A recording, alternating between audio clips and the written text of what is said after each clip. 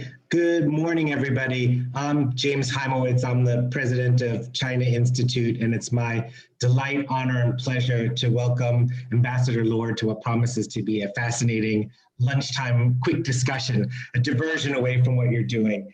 I just want to say thank you again for all of you for coming. China Institute is really trying to engage at a time that things feel very, very tenuous. And at a time when China and America begin to, are engaged in rethinking our relationship, I can't think of anything more important and more critical to the way we approach this rethink and understanding where we've come from. And I can't think of anybody that understands both the tenuous nature of our relationship and the history of how we opened up and re-engaged than Ambassador Winston Lord. I hope I'm not being too presumptuous, but I do believe he also believes in engagement. That doesn't mean appeasement, but we have to have a dialogue and a discussion. And you didn't come to listen to me. I just wanted to say a big welcome and to let you know that if you believe in engagement, to please sign up and support us. Our funding depends on getting members like you to show their support. We have an amazing program that Dinda Elliott, who I'm going to hand this program over to after this, has set up our executive summit, 3 days, October 13, 14, and 15, with some of the most important policy makers in government and business coming together next week. And I encourage you, if you're interested in the subject, to look it up. Now, I'd like to hand this over to Dinda Elliott, our SVP, who's put together this series and runs our programs. Over to you, Dinda. Thank you so much, James. Okay, so hello and welcome to Pieces of China, which is our series that tells the story of China one object at a time. As James said, I'm Dinda Elliott, and we are so honored today to be joined by Ambassador Winston Lord, who is my old friend, I'm very proud to say. He was ambassador in Beijing from 1985 to 1989 when I was based there as well. And he went on to later become Assistant Secretary of State and has been engaged, it's really fair to say, he's been engaged in China policy at the very highest levels of the US government since 1971. So he's been there through the whole thing and he knows it all. Today, the ambassador is going to start with a handful of Chinese soil. So let's turn to you, Ambassador. We're so honored to have you, but what the heck is this handful of Chinese soil about? What on earth is that all about? Well, first of all, let me say I'm delighted to join you personally, an old friend, as well as the China Institute. These exchange programs are more important than ever given our current situation. And my regards to your husband. He and I formed a terrific double play combination for the American softball team in the late 1980s. He was shortstop. I was the second baseman. A handful of dirt is the Chinese soil, and what it refers to in 1971, mid-July, on a secret trip, which we can discuss further, I went outside the government guest house and dug up some soil to take back to my wife and her family. My wife was born in Shanghai, Betty Bao Lord. She left at the age of 8. I met her in graduate school and decided to be her friend because she took very good notes in economics class, and that was my weak subject. But the point is, I wanted to bring back to her and to her parents who had left China in 1946, a sample of their homeland. And so that was symbolic, but it's not only a moving episode for me, but also symbolized the whole reunion of our two countries after many years of separation and mutual hostility. Right. So but I can set the stage further for this and how we got there. So, yeah, exactly. Tell us a little bit about the secrecy around that trip. What was that trip about? 1971, the middle of the Cultural Revolution. When Nixon and Kissinger came in, one of the highest priorities was to open up to China. I can't go into detail. We want to save time. But they wanted to have better relations with China so we could also have better relations with the Soviets, the Russians. We wanted to have better relations with both, also help in the Vietnam War. And China wanted to get out of its isolation, and it wanted to balance off the threat they saw coming from the Soviet Union at the time. And in order to begin to open up, we had to do two things: send public signals to condition various audiences that were moving in a new direction, and then set up private channels in order to communicate with the Chinese, because we hadn't been in touch with them for 22 years. We'd broken off relations. We had fought in Korea, tremendous hostility. So it was a daring and courageous move. And it did require secrecy because if in advance we had publicized the dramatic trip of Kissinger to set up relations, it would have meant everyone on both sides, the Chinese side and our side, lobbying and freezing us into positions before we could even negotiate. And it would raise expectations. It wasn't at all sure that this initiative was going to succeed. So that's why Kissinger was going to see whether a presidential trip would make sense. So therefore, this was a very secret operation. You can argue the cost this with some allies. We can get into that. But it had to be done for the reasons I mentioned so that we could have flexibility and not raise untoward expectations. Bring up the photograph that we have here that comes from that trip. Right. Well, before we got there, Kissinger told me that he knew I shared everything with my wife, all my secrets, the secret Vietnam negotiations I was involved in, the Middle East shuttles that came later, the dealings with the Soviets. I was lucky to be involved in all of these. But he said, Winston, this is one case where you cannot reveal to your wife that we're going secretly to China because being Chinese, and if it leaks out, it'll look like it came from you and so on. So I have to promise Henry not to reveal this to my wife. On the other hand, I told my wife everything. And I wasn't about, particularly since she was Chinese, to have her not have some advanced knowledge. So I squared the circle of not talking to her directly about this, but having her know about it in the following way. I was packing my suitcase before the trip, which is a public trip to cover our secret trip to China. And I went over to the window and I pointed out the window to my wife and said, look, I think I see a Peking Tom. She, of course, picked up on the word Peking. So that was my subtle way. So I could honestly say to Henry Kissinger that I had not told my wife about the trip, but I knew she would pick up on my gesture. Final ironic moment was I said goodbye to my in-laws, my father and mother-in-law, just before we left. And it was a public trip to other countries. And for some reason, my mother-in-law had great intuition. She said, I hope you enjoy your Peking duck. I almost fell off the chair because I didn't know how she could guess we were going to do that. So then we got on this public trip, we got toward China and going to Southeast Asia. And we're going to have a cover story that Kissinger, when he got in Pakistan, was going to be sick with a stomach ache. And meanwhile, we'd sneak off to Beijing. The problem is he got an actual stomach ache on the plane before we got there, and he had to hide it because he had to save his cover story. Now, on the plane itself, I think your listeners should understand that it was not Kissinger who got to China first. I was there before Kissinger, because as the Pakistani plane, we flew secretly from Islamabad, got close to the Chinese border and airspace. I went to the front of the plane. I left Henry in the back of the plane, so I got into China first. You're a sneaky dog, a real sneaky dog. Okay, so look, let's jump to this amazing photograph. So this is, all the Make one other point about the plane trip, and that is Henry was outraged that he had no shirts. His staff assistant didn't pack any shirts. He had to borrow one from a 6'3" staff member. He went around looking like a penguin. I told Henry, you haven't even started negotiating with the Chinese, and you've already lost your shirt. And then the shirt that he borrowed had a label that said "Made in Taiwan." So anyway. Oh, great. Okay, good little detail. Okay, so here we are. All of China is still in blue Mao suits. It's the beginning. It's the middle of the Cultural Revolution. So you're meeting with the leaders here. It looks like you're here at a dinner with Zhou Enlai.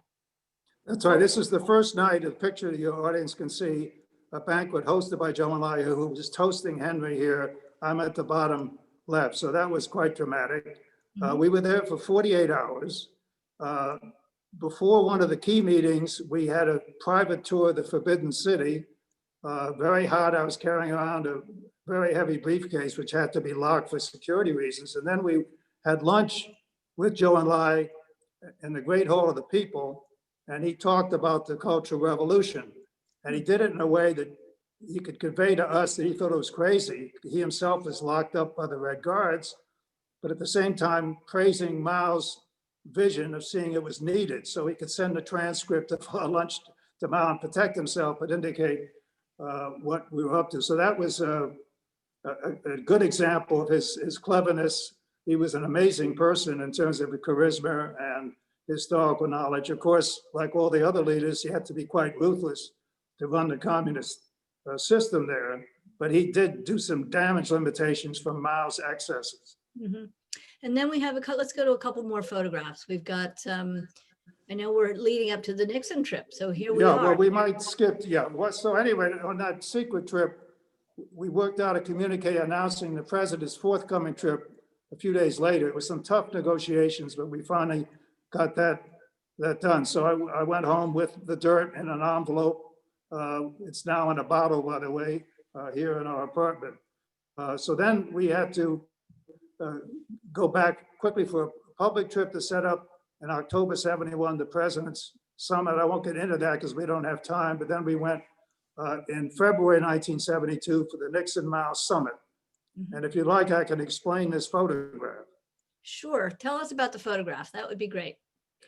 Well, right after we arrived, Joe and I told Nixon and Kissinger that Mao wanted to see Nixon right away, which was a surprise, but we were happy because it was putting his stamp of approval on the visit. Nixon asked Kissinger to go, but he excluded the Secretary of State. Kissinger, in turn, asked me to go because I'd been in charge of the president's briefing books. I'd been on the secret trip, so I was very pleased. At the end of the meeting with Mao, however, Nixon turned to Joe and I and said, "Mr. Lord was never at this meeting." So I was cut out of the communique. I was cut out of all the photos, and the entire world thought that only Nixon and Kissinger were there. They did this to spare humiliation to the Secretary of State, because it's one thing for him not to be there, but to have a 30-year-old punk sitting in instead was a bit too much. So they were sparing his feelings. A year later, I went back with Kissinger, and Joe and I gave me this photograph to prove, in fact, I wasn't at the Mao-Nixon summit. It's so wonderful. Okay, that's a great story. So, I want to, so we've got a couple of wonderful photographs that just are, historic treasures. Here you are shaking hands with Mao. Right. Let's look at the next one. That's what Joe and I, of course. Amazing. Joe and I and my father-in-law went to the same school a couple of years apart. That's how ironic this whole thing was. Incredible. That really is incredible. So, you know what, if it's okay, I'd like to fast forward now to what we might call the age of engagement when you were ambassador. And I will just say that, I remember so clearly the years when you were ambassador. For one thing, as you mentioned, my husband played shortstop on your team. But it was, so I was the Newsweek bureau chief at that time. And it was truly a thrilling time. I remember you and your wife, Betty, would have the most interesting Chinese intellectuals, artists, writers to your home for these incredible intellectual creative salons. And it was an exciting moment of absolute engagement on a very, very human level. And then, of course, the student movement and the crackdown happened in 1989, which was a terrible setback for U.S. China relations. But before we go into that and sort of how we then got back on track, tell us a little bit about just what it was like in the embassy. Those salons that you held. What was your experience of that time? Well, Betty and I were very lucky in our timing, and I say Betty as well because she was essentially co-ambassador. She was fantastic in getting us engaged with the cultural and intellectual and academic and reformist, along with You've just frozen there for our embassy. Hold on, I'm going to ask you. So it was a time. Yeah. You're freezing a little bit, so hold on a second. Let's just pause for a second, and you can repeat. I think you're good now. So say again that Betty was working alongside you. Yeah, Betty was really co-ambassador, and we were very lucky in our timing because there was this relatively, it's still a communist society, but a relatively free-flowing of conversation, talk of political reform, both by the leadership as well as reformers. We could have reformers, even dissidents, not bomb throwers, but good dissidents, as well as government and party officials all sitting around the same table talking about political reform in China, which is, you can imagine today how impossible that would be. Meanwhile, our bilateral relationship, that's one of us, that's the two of us at a welcoming ceremony for a high-level American visitor. Meanwhile, our bilateral relationship, this was just before Tiananmen Square, the late 1980s, was not without trouble. We had Taiwan problems, Tibet problems, and so on. But on the whole, the most positive era that we've had, I think, since the opening. And of course, when Tiananmen Square happened, two things changed that relationship. One, the balancing of the Soviet Union glue holding us together disappeared because the Soviet Empire collapsed along with the movements in Eastern Europe and freedom elsewhere. And secondly, human rights was raised much more highly on our agenda because of Tiananmen Square. But while we were there, and we left just as Tiananmen Square demonstrations were beginning, we had this tremendous opening of being able to talk. And I went to all the Chinese universities and students. I remember very well. You sure did. And I just want to sort of underscore that point for a moment, just because I think that for people who are kind of joining the China conversation today, who weren't there and don't really know any of the details, and there's no reason they should, all they know really is Tiananmen, that this thing happened. But what I think is so often forgotten is just how, to what extent, both the government, the Chinese government itself, was driving reforms and these conversations and encouraging, intellectuals to explore new pathways for ways of going forward and stuff. It's just, I think it's just it's an amazing thing that you were just saying that at the embassy, you could have, government officials and reformers and dissidents kind of in the room together talking about policy and the future. Well, another example is my wife persuaded Charlton Heston to come over and direct in Chinese, which he didn't speak, with the Chinese theater group, the Caine Mutiny. So it's an example of the tremendous things going on. But even though it was open, there were ups and downs. There were sometimes campaigns for liberalization, sometimes it would drop back. Mao went on to, and then Deng Xiaoping went on to get rid of two party secretaries who were quite forward-leaning on political reform. And I'll give one quick example. In 1988, in June, Betty and I went out to talk to a large number of Chinese students, several hundred, at Beijing University. And it was I was careful because I didn't want to get them in trouble, but it was very open. And 3 days later, I got a warning personally from Deng Xiaoping saying I shouldn't be talking to students.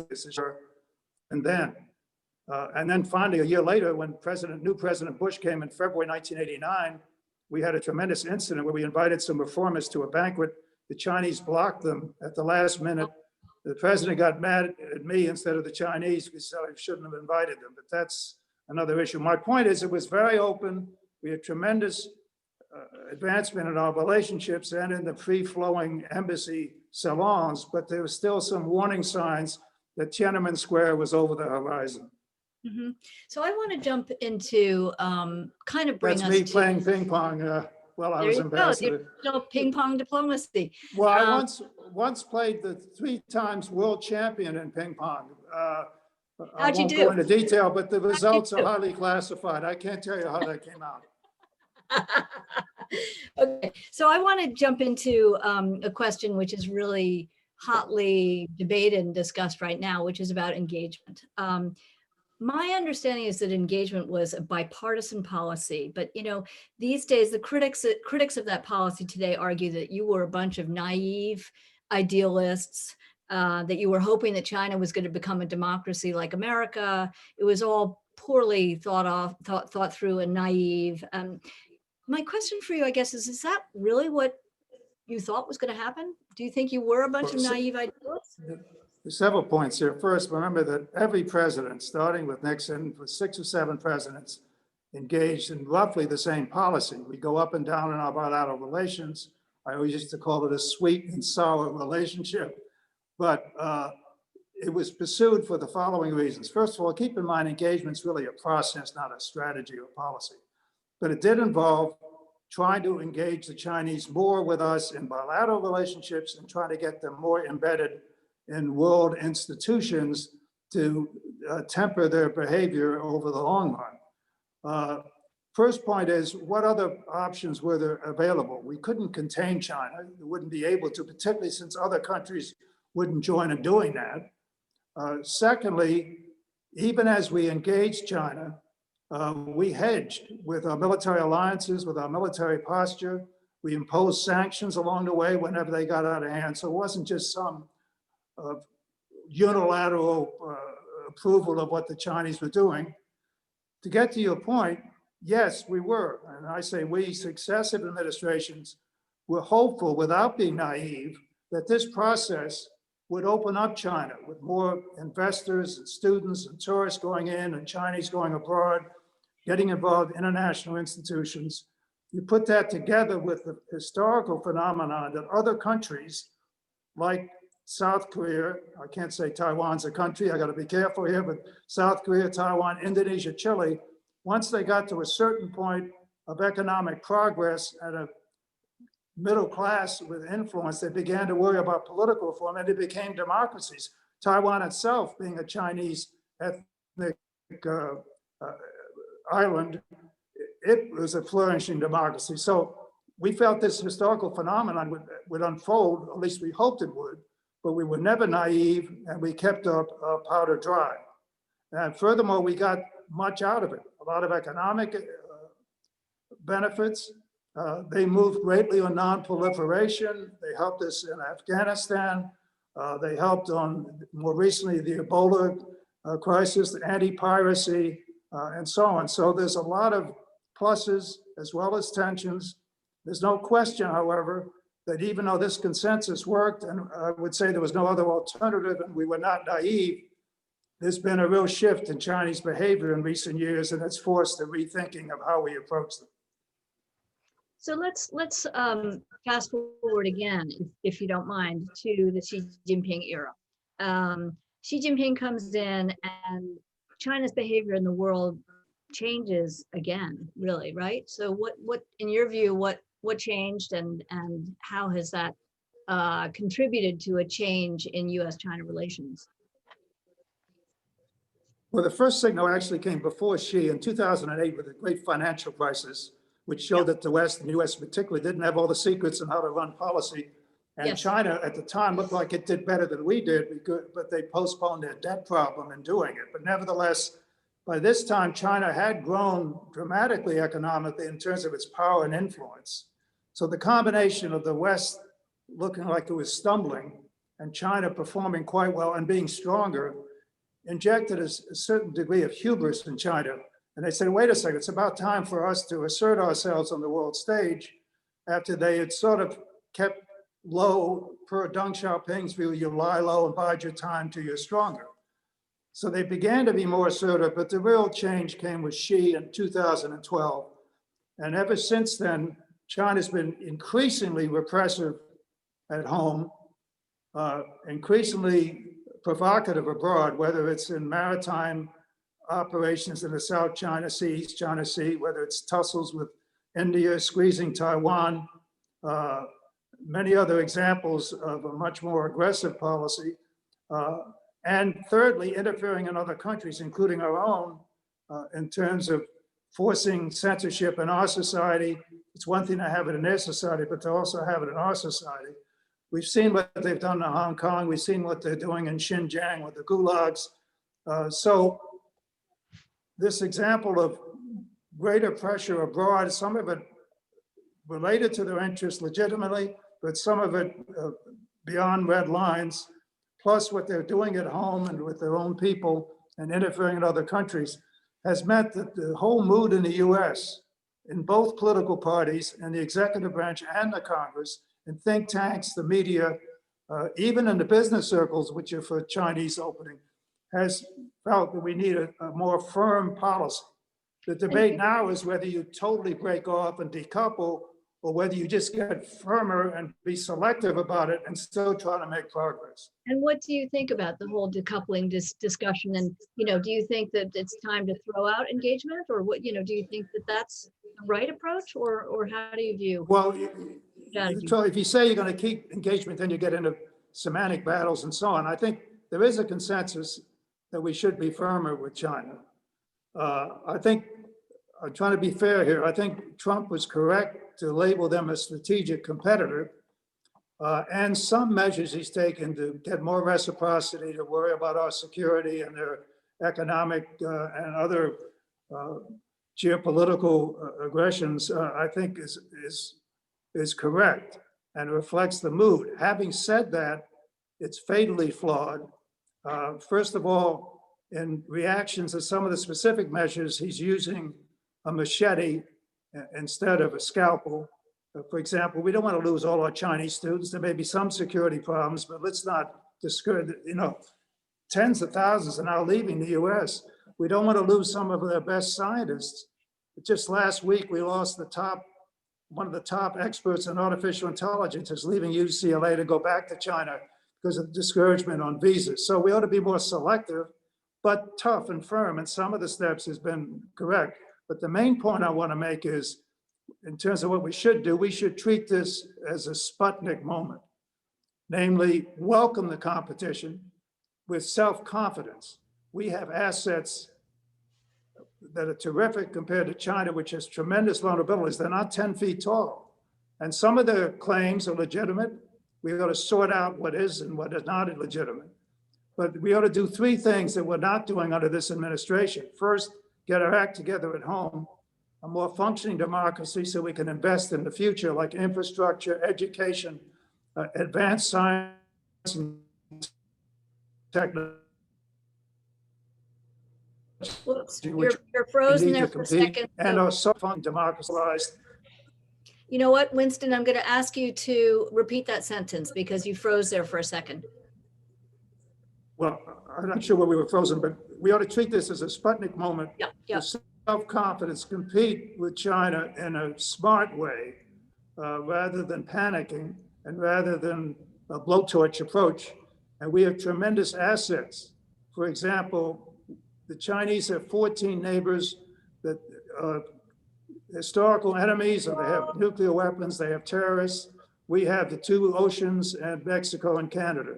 We have energy independence. We have immigration, which is now being discouraged, and therefore a demographic advantage if we continue it versus China's graying society. We have better universities. We have allies all over the world. They have North Korea. So we ought to feel we can compete. So get our act together at home. That's the first point. Both as a model of democracy and a function so we can invest and compete in the future.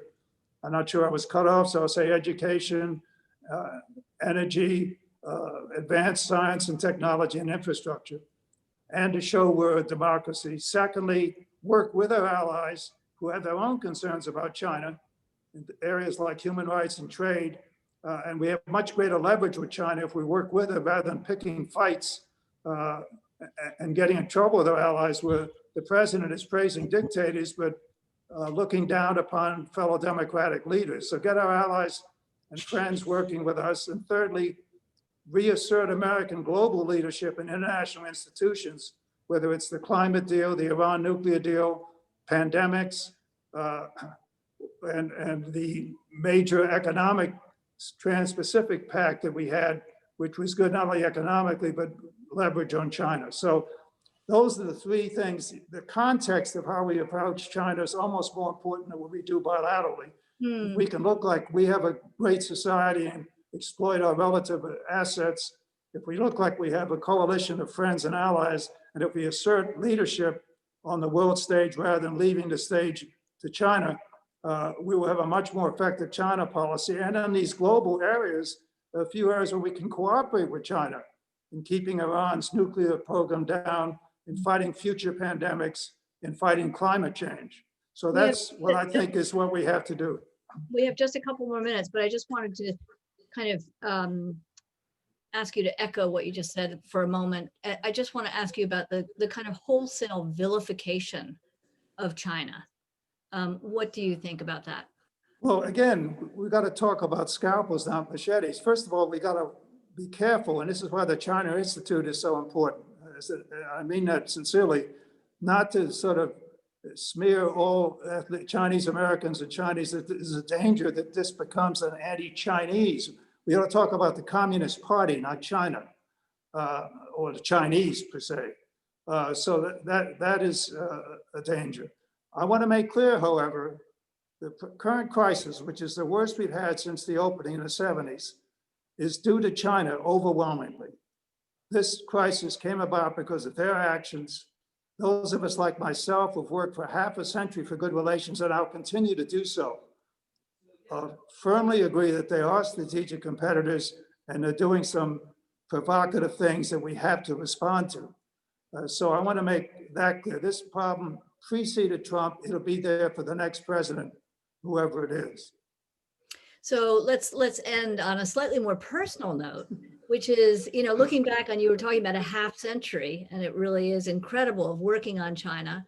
What was your most personally rewarding experience? Well, you just saw briefly on the screen. I put it back up again if you can. This is in 1988. This is a reunion party in the American Embassy residence. I'm there in the middle with my wife in the bright green dress. This represents a reunion for my father and mother-in-law, their 50th anniversary. They left China along with my wife in 1946. They had never been back. They hadn't seen any of their relatives for 40 years. Oh my gosh. And so we gathered all of them together so that they could meet them. And they were also classmates of my father-in-law in school that he hadn't seen, but all these relatives from all over China. Where are your gathered parents-in-law? together. In the photograph, where are your parents-in-law? I don't know if I can point. Yeah, but are they right in the center? Oh, I see. I bet you they're right in the center, standing in the back. That's correct. That's my The girl mother-in-law. next- I don't know whether I yeah. can point. That's my mother-in-law there. Yeah, yeah. And my father-in-law is over here. Looking very elegant. Yep. Yeah. So this brings us full circle. We started out with my digging up dirt in 1971 to bring back to my in-laws and my wife the soil of their native country, which then became in 15 years into this picture, reuniting all of them and bringing them back to Chinese soil as opposed to my having brought Chinese soil to them. So it was full circle. It's the single most rewarding experience, not only when I was in China or with China affairs, but in all my career. And it was a great personal experience, but it also symbolized a much more hopeful time in U.S.-Chinese relations. That is so amazing. Wow.